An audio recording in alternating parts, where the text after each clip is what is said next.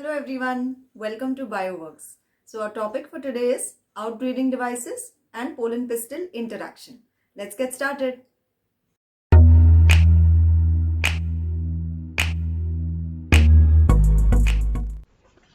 So before I start with today's session, I would like to give you all a quick channel update. We have launched our website. You may want to visit to keep yourself updated. You can also follow me on LinkedIn and Quora. The links are provided in the description of this video. Also, don't forget to like, share and subscribe to stay connected. So let us start with outbreeding devices. First of all, what are outbreeding devices?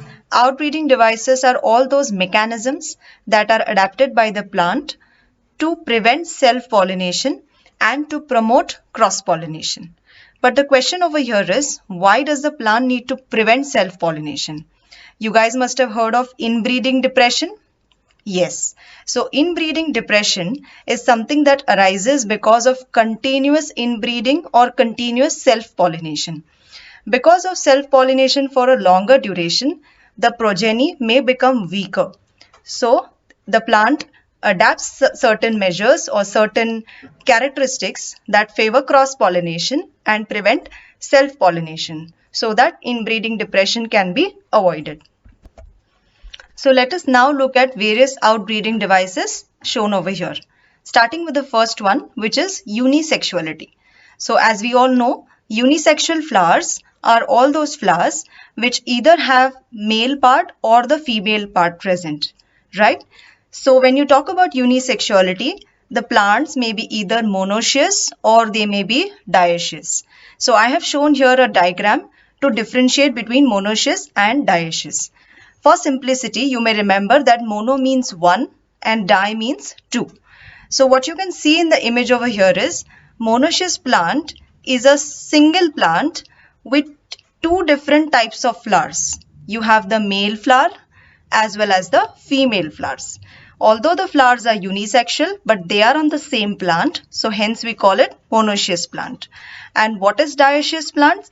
Dioecious plants are two different plants with two different flowers. Over here you can see this plant has only the female flowers, whereas this plant has only the male flowers. So those kind of plants are called as dioecious plants. So unisexuality is one such device or one such mechanism that favors cross-pollination and prevents self-pollination. Alright, moving to dichogamy now. Dichogamy is a device or a method by which cross-pollination can be favored. And what happens in dichogamy is anther and the stigma, they mature at different times.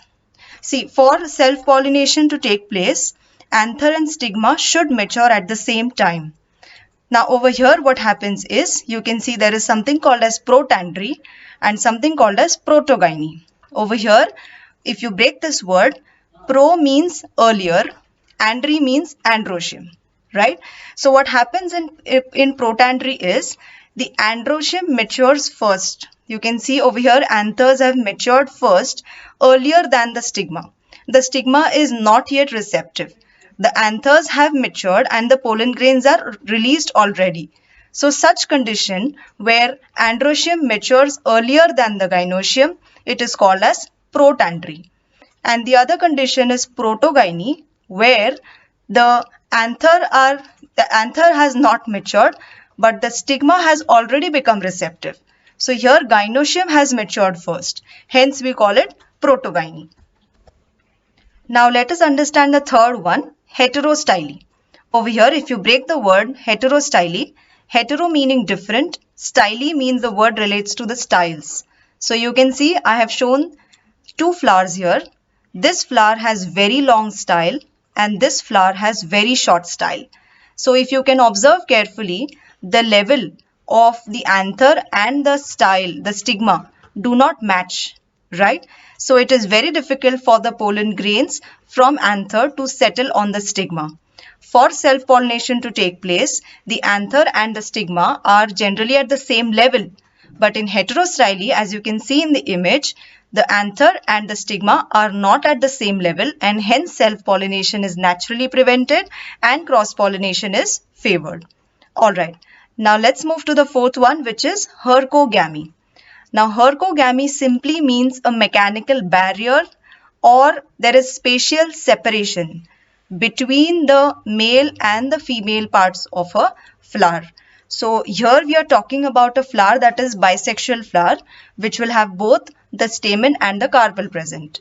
But between the stamen and the carpel, there can either be a mechanical barrier like presence of a hood on the stigma, or the anther and the stigma may be spatially separated. That is, there is a huge gap in between them, because of which self-pollination can naturally be prevented.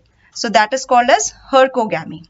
And the last outbreeding device, if you can see here, is self-incompatibility, also called as self-sterility.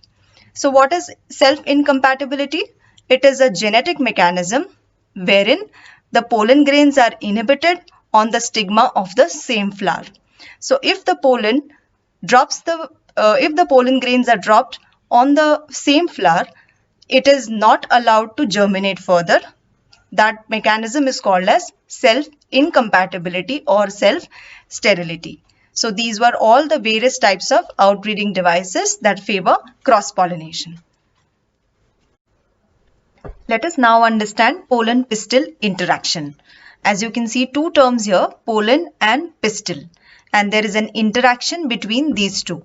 We all know that pollen grains are produced in the anther, and pistil is a part that is a female reproductive part of a flower. So there is an interaction between the pollen grain and the pistil at the time of pollination. So basically, what is pollen-pistil interaction?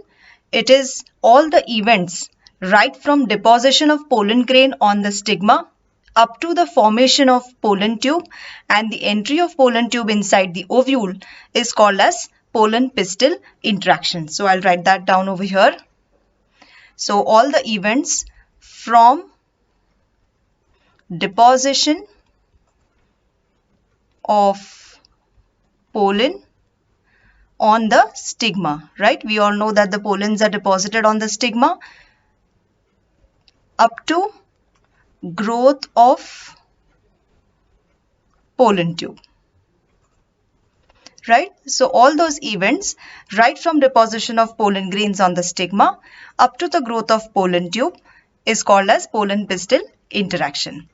Now, an important point to remember here is during pollination cannot guarantee deposition of the right type of pollen.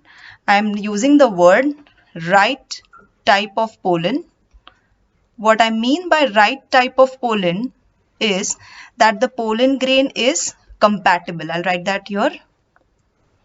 Compatible. So pollination cannot ensure the right type of pollen or the compatible type of pollen. It may happen that in the process of pollination, an incompatible pollen or the wrong type of pollen falls on the stigma.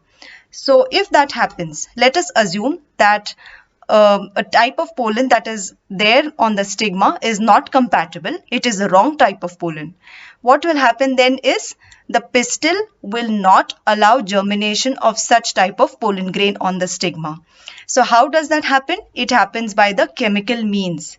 There are chemicals released by the pistil that will determine whether the pollen is of right type or it is of a wrong type. If it is of a wrong type, then the germination is inhibited.